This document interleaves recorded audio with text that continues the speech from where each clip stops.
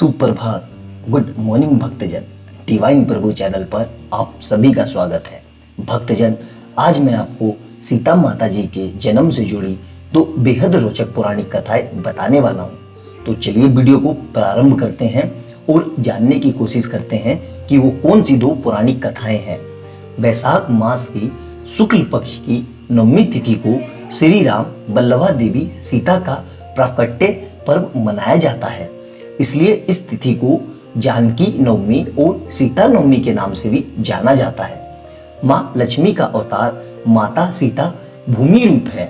भूमि से उत्पन्न होने के कारण उन्हें भूमात्मजा और राजा जनक की पुत्री होने के कारण उन्हें जानकी भी कहा जाता है।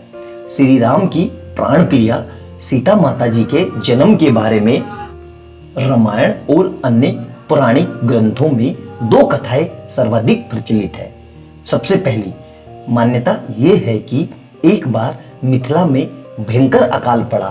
उस समय मिथिला के राजा जनक थे। वो बहुत ही ज्ञानी एवं पुण्यात्मा थे। प्रजा के हित में धर्म कर्म के कार्यों में बढ़ चढ़कर रुचि लेते थे। एक बार मिथिला में भयंकर अकाल पड़ा। ऋषि मुनियों ने सुझाव दिया कि यदि राजा जनक स्वयं हल चलाकर भूमि जोते तो देवराज इंद्र की कृपा से यह अकाल दूर हो सकता है। प्रजा के हित में राजा ने खुद हल चलाने का निर्णय लिया। हल चलाते चलाते एक जगह आकर हल अटक गया। राजा ने देखा कि एक सुंदर स्वर्ण कलश है जिसमें हल की नोक अटकी हुई है। कलश को बाहर निकाला तो उसमें एक अति सुंदर दिव्य ज्योति लिए नवजात कन्या है। धरती माँ के आशीर्वाद स्वरूप राजा जनक ने इस कन्या को अपनी पुत्री के रूप में स्वीकार किया। चूंकि हल की नोक को सीत कहा जाता है, इसलिए राजा जनक ने इस कन्या का नाम सीता रखा। जहां पर उन्होंने हल चलाया वो स्थान वर्तमान में बिहार के सीतामढ़ी के पुनोरा ग्राम गांव को बताया जाता है। आइए जानते हैं दूसरी कहानी क्या है।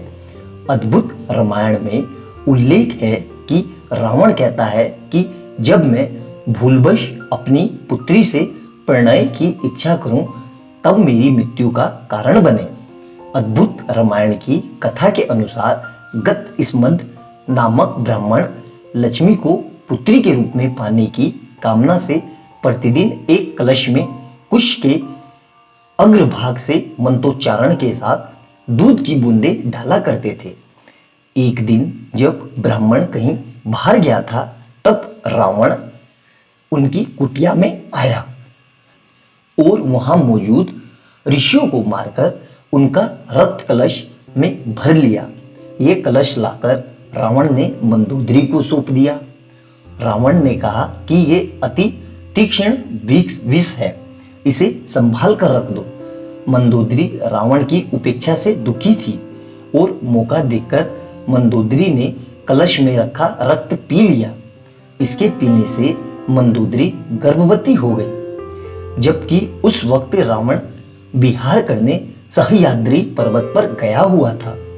ऐसे में मंदोदरी ने सोचा कि जब मेरे पति मेरे पास नहीं है, ऐसे में जब उन्हें इस बात का पता चलेगा तो वो क्या सोचेंगे। ये सब सोचते हुए मंदोदरी तीर्थ यात्रा के बहाने कुरुक्षेत्र चली गई।